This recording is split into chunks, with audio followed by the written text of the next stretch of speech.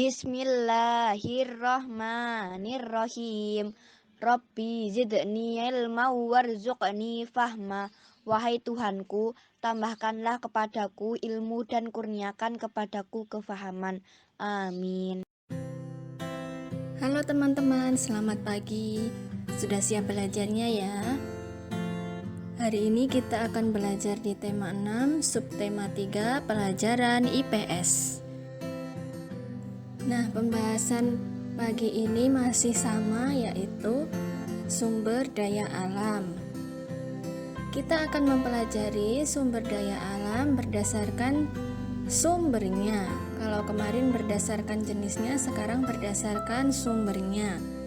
Sumber daya alam berdasarkan sumbernya dibedakan menjadi dua, yaitu hayati atau biotik dan non-hayati atau abiotik.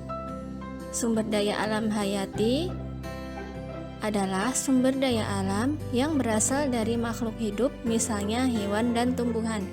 Nah, sumber daya alam hayati ini dibedakan lagi menjadi dua, yaitu sumber daya alam hewani, yaitu sumber daya alam yang berasal dari hewan, misalnya telur, daging, ikan, dan lain-lain.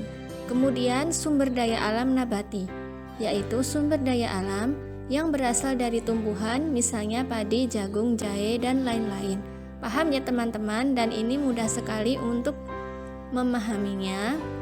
Sumber daya hewani berarti berasal dari hewan. Kalau sumber daya nabati berarti berasal dari tumbuhan.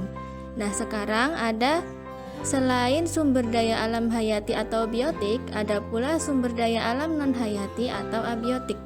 Sumber daya alam non-hayati adalah sumber daya alam yang berasal dari benda mati, misalnya udara, batu bara, logam, air, tanah, dan lain-lain. Bisa dipahami ya teman-teman? Nah, kita akan mempelajari tentang barang tambang. Indonesia kaya akan sumber daya alam dan memiliki banyak barang tambang, baik logam maupun non-logam. Barang tambang adalah sumber daya alam yang dalam mengusahakannya atau mencarinya atau mendapatkannya memerlukan proses penambangan yang meliputi kegiatan eksplorasi, eksploitasi, dan ekstraksi. Eksplorasi adalah pencarian, eksploitasi adalah pengambilan, dan ekstraksi adalah pengolahan. Beberapa barang tambang yang dimiliki oleh Indonesia antara lain minyak bumi, batu bara, timah, nikel, dan lain-lain.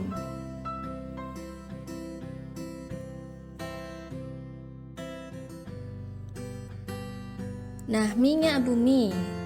Semester 1 dulu kita sudah mempelajari minyak bumi, sekarang kita mempelajarinya lagi ya teman-teman. Kedudukan minyak bumi ini atau keberadaan minyak bumi ini sangat penting karena masyarakat membutuhkan minyak bumi sebagai bahan bakar kendaraan, kemudian untuk keperluan rumah tangga, pembangkit listrik, bahan baku industri, dan lain-lain. Barang-barang di rumah itu sebenarnya sebagian besar terbuat dari minyak bumi, misalnya plastik ya teman-teman. Kemudian kalau kita mau bepergian menggunakan sepeda motornya harus diisi bensin, itu juga terbuat dari minyak bumi. Kemudian ada yang tahu cat? Ya, cat itu juga sebagian bahan pembuatannya terbuat dari minyak bumi. Kemudian tambang-tambang minyak bumi yang ada di Indonesia antara lain di Pulau Sumatera, terutama di Aceh, Riau, Muara Enim. Kemudian di Pulau Jawa, di Wonokromo, Surabaya, Cepu, Rembang, dan Majalengka, Jawa Barat. Kemudian di Pulau Kalimantan yaitu di Tarakan, Amuntai, dan Sungai Mahakam. Kemudian kita akan mempelajari batu bara. Perhatikan gambarnya ya teman-teman. Batu bara ini berbeda dengan arang ya. Batu bara terbentuk dari sisa-sisa tumbuhan zaman purba yang pada akhirnya terpendam dan mengendap di lapisan tanah hingga berjuta-juta tahun. Sangat lama sekali ya teman-teman. Manusia sudah lama memanfaatkan batu bara sebagai sumber energi, terutama dibakar untuk menghasilkan energi listrik dan panas. dan dalam kegiatan industri digunakan untuk membantu proses pemurnian logam dan juga sebagai pembangkit listrik.